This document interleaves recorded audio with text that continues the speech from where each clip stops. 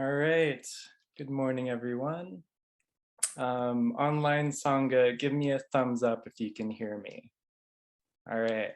Fusho, give me a wave. All right, there we go. We got some waves from the physical Zendo.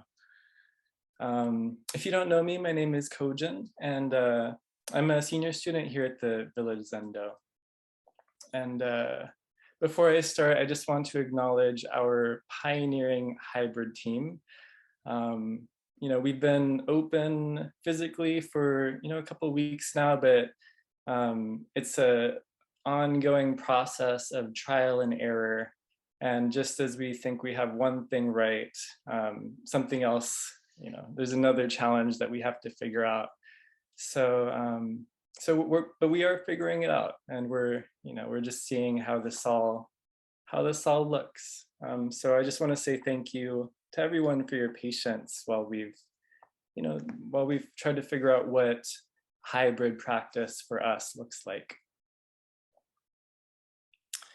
So there's a lot happening in the world. If you're like me, you might read the news and feel a lot of distress to see what's happening around the world, in our country, in our own cities. I can't help but feel overwhelmed, a little defeated. And I have my own feelings of inadequacy to even meet these challenges. We're seeing the rights and liberties of our most vulnerable stripped away.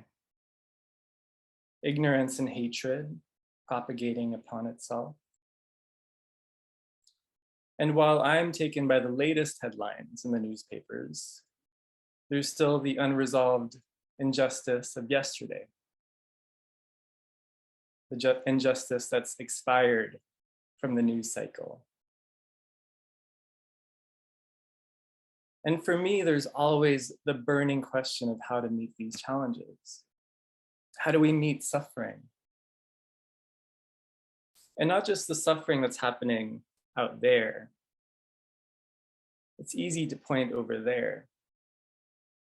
But what about the suffering that's happening in here? As I look at my own reactions to what I see happening. One of our Sangha members, Iris, started a really great and penetrating discussion on our listserv group, asking the question, how can I deeply listen to those whose opinion I don't share? Thank you, Iris. And as I read her posts, the question sat with me for a few days. And I was trying to think of how I might reply. And then I realized I have a Dharma talk. So here we go. There's that meme of Bernie Sanders at the Biden inauguration with the mittens and his legs and his arms crossed. And one meme has him saying, this could have been an email. So I'll apologize because this Dharma talk really could have been an email. But here we are. And I should preface, this talk today to say that, I'm not I can't give, and I'm not looking to give, black and white answers because there aren't any. This question comes up for me because it's something I've struggled with my whole life, with my practice. And it's a question that will sit with me, I think, decades from now, with miles and miles of zazen under my cushion. And as I read, this question, how can I listen to the other? I noticed my own immediate reaction in my body. An agitation in my belly, a tightness in my throat, a very visceral discomfort. And even thinking about it now, those same sensations come up. Partly because I don't want to entertain the opinions of other people. the people on the other side of the divide. There's almost a feeling like I'll be tainted by their ignorance, tainted by bigotry. I've labeled those people as the other, labeled them as ignorant, hateful, racist, homophobic, transphobic, misogynistic. I have a lot of labels at the ready because with each label that I give them over there, I get to build a little virtuous pedestal for myself over here. And it's pretty convenient having those labels for the other. Because when I separate myself from them in that manner and reduce them to a two-dimensional soundbite, I absolve myself from the responsibility of listening. I absolve myself of meeting anyone else on equal footing. And I get to stay in a very safe and comforting space of my own ideas, surrounded by people and community that echo those ideas right back to me. But it's those self-protecting structures that we build around ourselves. It's those same structures that keep us separated from one another, isn't it? The separation that one builds around oneself. It might provide some fleeting sense of safety and comfort, but I think it happens at the expense of something greater. When I confine myself to my little corner of safety, there's a narrowing that happens, a tightening of oneself. And there's almost a very physical sensation of closing off. You might feel it in your chest. Your shoulders even might come into a protective posture. And with that narrowing, there's also a loss of commonality, of shared humanity.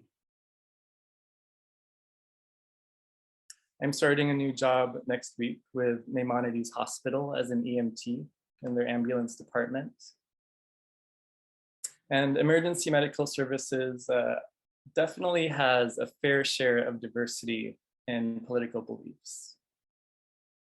And a paramedic that I know, he immediately drew my ire because I saw him drive up in a Jeep with a Blue Lives Matter sticker, a slogan that became popular in direct opposition to the idea that Black Lives Matter. And I judged him thoroughly and righteously based on that one sticker. But through circumstance, I got to know him. Here's someone that's extremely kind and generous, puts $1 in the homeless man's cup, devotes his life as a paramedic to helping people on what is most often the worst and most terrifying day of their lives. And he just happens to have a father and 2 brothers that are police officers. If I would have stopped at that sticker, I would have missed out on an amazing person that shares many of the same values that I have. I remember that emotional morning after the 2016 election when Trump was elected. And Enki Oroshi encouraged us to see Trump voters as confused little Buddhas that have lost their way. Very confused Buddhas. Sometimes dangerous Buddhas, but nevertheless, Buddhas lost in the weeds, with their own causes and conditions that have brought them to where they are. So I could say we can start by meeting people from the ground of not knowing. Buddhas bowing to Buddhas, Buddhas recognizing Buddhas, Buddhas bumping into Buddhas. But as I say that, I recognize that there's kind of a stink of Zen to it, as I say it.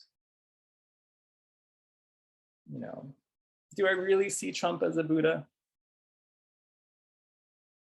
Gregory Abbott, DeSantis, the Supreme Court? Can I say that with any authenticity? I don't know if I'm there yet. But if we look at the example of the image of the Buddha on an altar, we aren't worshiping some dead guy from a couple thousand years ago.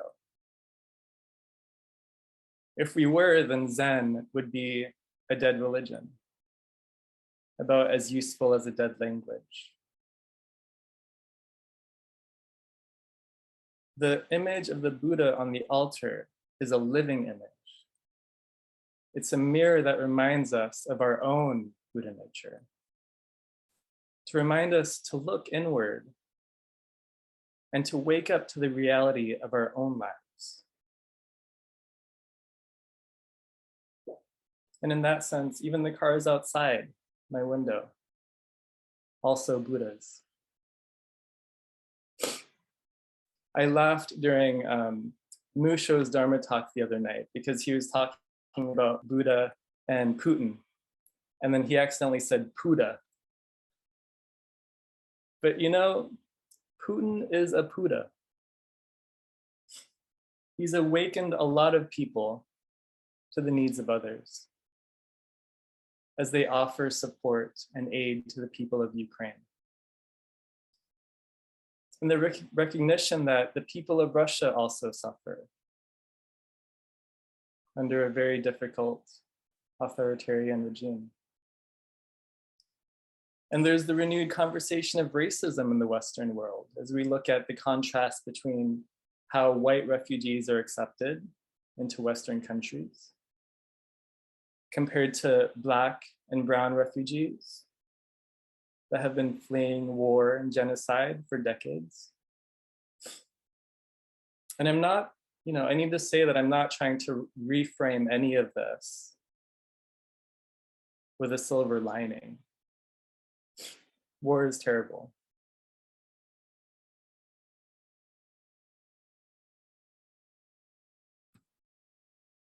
So the ground of not knowing, that's a good starting point. It's an important starting point. It's a place of openness, a place of potential. But if we stop there, I think the picture would be incomplete. Because there's the trap of getting stuck in a place of neutrality. From the perspective of we are all one could say that the other's opinion is just as valid as ours. From the perspective of absolute reality, one could say that Putin is no farther or closer to the Dharma than we are. And while this underlying oneness exists and is impenetrable, we still have to step into the messiness of our lives. Going to work, bringing home dinner, sitting on our cushion, then walking out into a busy street corner. Recognizing suffering, but then extending a hand.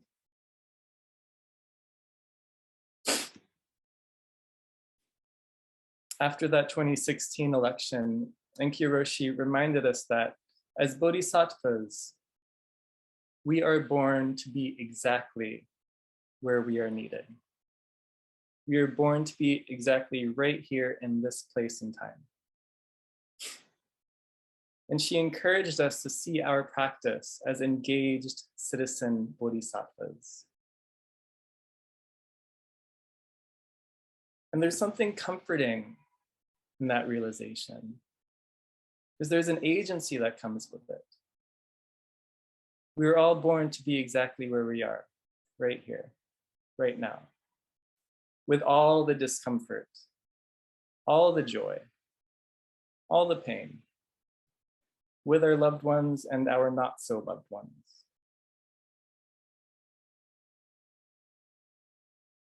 When I studied with Tenshin Roshi, he used to always like to ask the question, when was the golden age of Zen?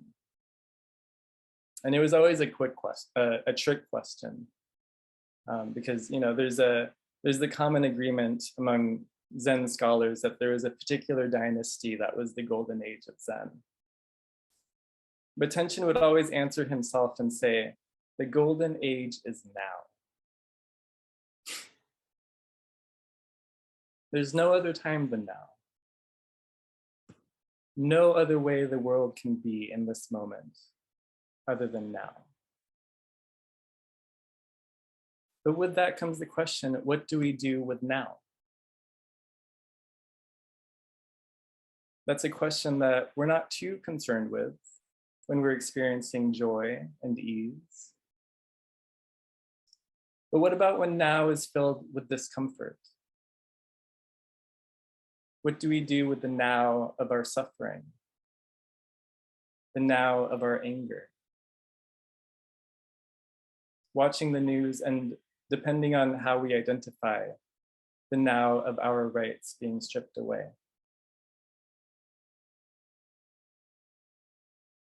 On the cushion, the instructions are very clear. Place our attention on the breath. If an emotion arises, we can experience it, not turning toward or looking away. Dropping the narrative that we've constructed and always coming back to now. However comfortable or uncomfortable that now might be. And in that repetitive activity, we expand our capacity to experience this. We expand our capacity to hold all the ingredients that our lives are serving us. But then we get off the cushion and things get a little bit more complicated. We read the news or go shopping or pass the homeless person on the sidewalk. But Zen also offers us some helpful frameworks for practicing off the cushion. We have the precepts so that we can live a life of harmony, so that we can pay attention to our actions. There's the realization of interdependence, the recognition that nothing exists in a vacuum, but always existing in relationship to everything else. And as engaged bodhisattvas, the lifelong practice of how our actions can propagate a more compassionate, caring world for all sentient beings. And it's messy. It's not easy. And most of the time, we might not know what the right course of action is. There's a koan that gives a teaching on this called Gensha's Guiding and Aiding Living Beings.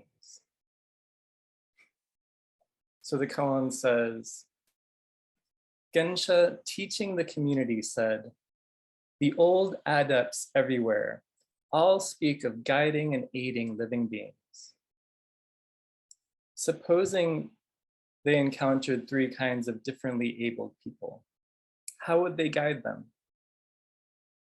With a blind person, they could pick up the gavel or raise a whisk, but the person wouldn't see. With a deaf person, they wouldn't hear the point of the words. With a mute person, if they had the person speak, they wouldn't be able to speak. But how would they guide such people?